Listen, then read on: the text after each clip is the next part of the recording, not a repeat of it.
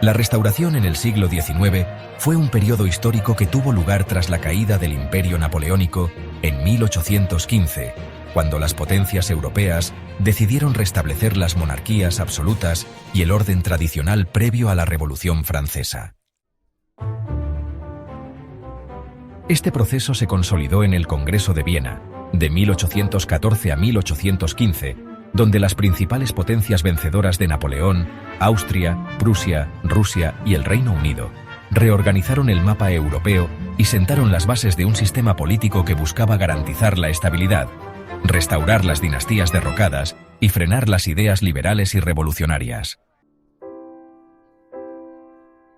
El Congreso de Viena no solo reconfiguró las fronteras europeas, sino que también estableció un principio de legitimidad, es decir, la restauración de los monarcas que habían sido depuestos durante las guerras napoleónicas.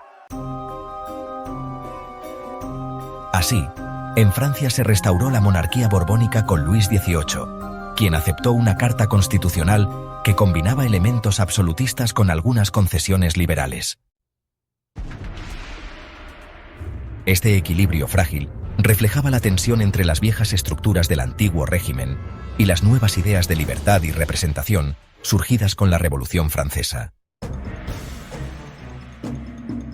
Para asegurar el mantenimiento del orden restaurado, se creó la Santa Alianza, un pacto firmado en 1815 entre Austria, Prusia y Rusia, al que posteriormente se uniría Francia. Su objetivo era defender el absolutismo y reprimir cualquier intento revolucionario o liberal. Este acuerdo se complementó con la Cuádruple Alianza, que incluyó al Reino Unido y garantizaba la intervención militar en cualquier país donde surgieran movimientos subversivos. Así, el sistema de la restauración se basaba en la vigilancia y el uso de la fuerza para sofocar los brotes revolucionarios. A pesar de estos esfuerzos por mantener el orden tradicional, las tensiones sociales y políticas no desaparecieron.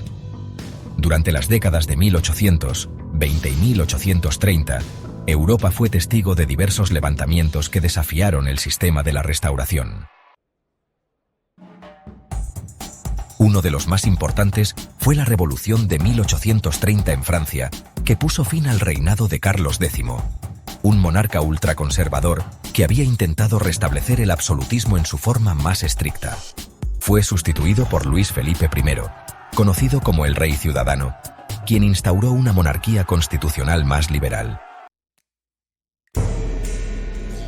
Este acontecimiento tuvo un efecto dominó en otras partes de Europa, con revueltas en Bélgica, que logró su independencia de los Países Bajos, Italia y Polonia, aunque muchas de estas insurrecciones fueron sofocadas por las fuerzas conservadoras.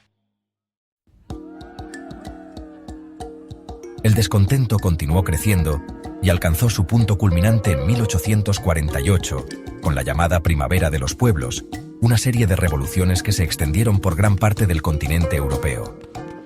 En Francia, Luis Felipe I fue derrocado y se proclamó la Segunda República. En el Imperio Austriaco, los movimientos nacionalistas de húngaros, checos e italianos desafiaron la autoridad central. En los estados alemanes, surgieron demandas de unificación y de establecimiento de un sistema parlamentario. Aunque muchas de estas revueltas fueron reprimidas con violencia, demostraron la fragilidad del sistema de la restauración y la fuerza creciente de las ideas liberales y nacionalistas. En el caso de España, la restauración tuvo características particulares.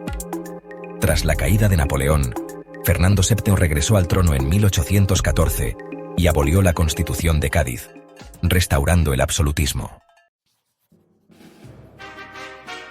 Este periodo estuvo marcado por la represión de los liberales y por un clima de tensión política constante.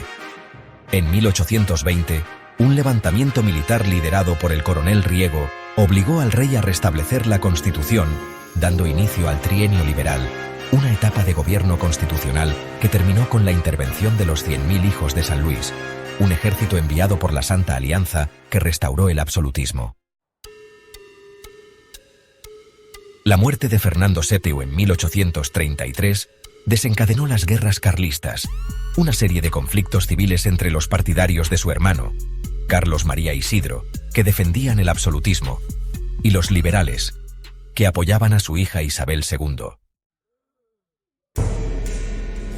Este enfrentamiento no solo tuvo un carácter dinástico, sino que también reflejó la lucha entre las dos grandes corrientes ideológicas de la época.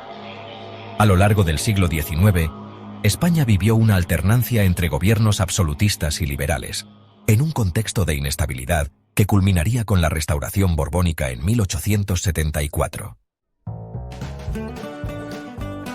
La Restauración en Europa, aunque efectiva durante algunas décadas, no pudo frenar el avance de las ideas liberales y nacionalistas. Las revoluciones de 1830 y 1848 demostraron que los pueblos no estaban dispuestos a aceptar sin resistencia el regreso al antiguo régimen. Además, el desarrollo industrial y el crecimiento de la burguesía reforzaron las demandas de libertad económica y política, debilitando progresivamente el poder de las monarquías absolutas. A largo plazo, la Restauración fracasó en su intento de detener el cambio histórico. Si bien el sistema se mantuvo en pie gracias a la acción represiva de la Santa Alianza, las transformaciones sociales y las aspiraciones políticas de las nuevas clases emergentes terminaron por erosionar el orden restaurado. Para finales del siglo XIX, muchas monarquías europeas habían adoptado regímenes constitucionales, y las ideas de soberanía popular y derechos individuales se consolidaron como principios fundamentales en la mayoría de los estados europeos. Así, aunque la Restauración buscó detener los vientos de cambio, acabó siendo un episodio transitorio en el camino hacia las democracias modernas.